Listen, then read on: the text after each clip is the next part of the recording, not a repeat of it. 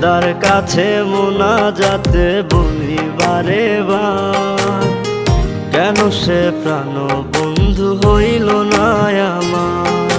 খোদার কাছে মোনাজাতে বলি বারে বার, কেন সে প্রাণ বন্ধু হইল না আমার। তুই কি আমি তার যোগ্য নাকি আমার এমন ভাগ্য, এত ব্যথা সইতে আমি পারবো না যে আর।